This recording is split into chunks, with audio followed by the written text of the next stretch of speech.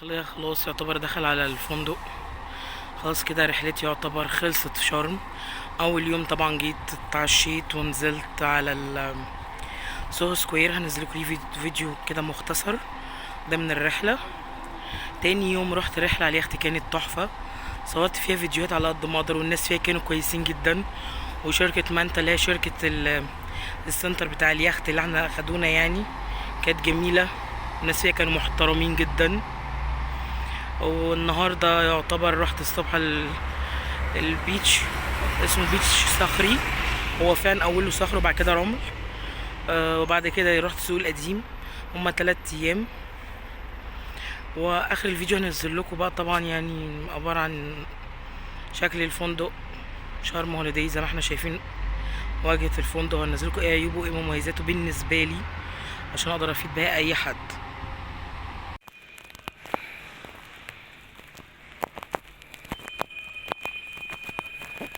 ده شكل الريسبشن من جوه. ده صورته وانا خارجه. انا قلت اصوره هو فاضي عشان ميبقاش في ناس تشوفوا المنظر على الطبيعه، لان لو في ناس طبعا مش هيبان ملامح الريسبشن خالص. وده شكل الفندق من بره في اول الفيديو. ده يا جماعه الاوضه بتاعتي في فندق هوليداي. انا ميعاد مغادرتي النهارده معرفتش اصورها اول ما اجي. دي شكل الاوضه من سريرين، كنبه وترابيزه وتكييف. دي شكل الأوضة.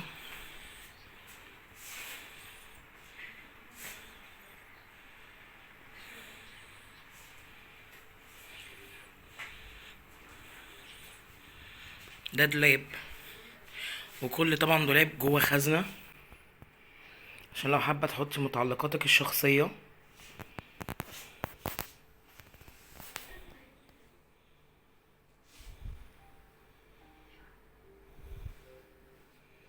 انا بقى مشكلتي او اللي ما عجبنيش في الفندق بصراحة، اولا الهاوس كيمنج ما بيجيش ينظف.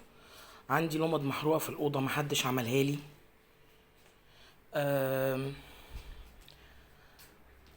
ثانيا التلاجة اللي كانت عندي في الأوضة كانت بايظة. الحمام ضيق جدا، يعني ده منظر الحمام. يعني بصوا البانيو ورا الباب، يعني حاجة صعبة، يعني لازم اقفل الباب عشان اعرف اصور واوريكم شكل البانيو. فالأوضة ما عجبتنيش نهائي. اولا العفش كمان غامق جدا، يعني المفروض الواحد جاي في مصيف او يشوف بحر او كده طبيعي لازم الالوان تبقى فاتحة عشان يبقى يدي للجست اللي داخل الفندق يديله كده زي طاقة ايجابية. بس بصراحة الفندق 4 ستار، بس ده ما يستحقش 4 ستار نهائي. فنصيحة يعني اللي يجي مش هيتبسط قوي في الفندق لان ما عجبنيش. بس لكن البول كويس، الريستوران كويس جدا، اكلهم حلو مش وحش، والناس معاملتها حلوة جدا في الريستوران. الناس معاملتها حلوة في الريستوران جدا.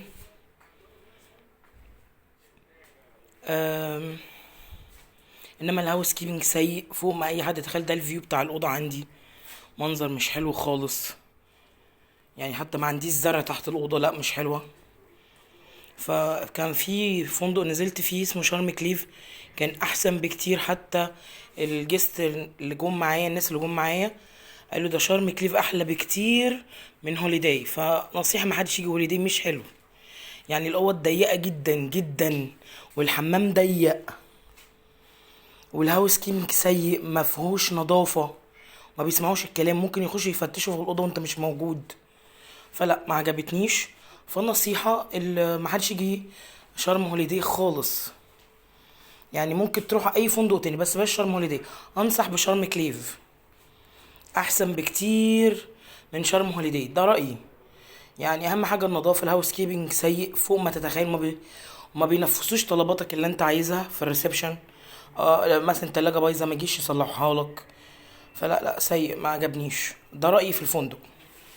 انما طبعا بقية الرحلة هتشوفها في اول الفيديو. انا اوريكم ده عشان بس ما اصدمكوش في اول الفيديو.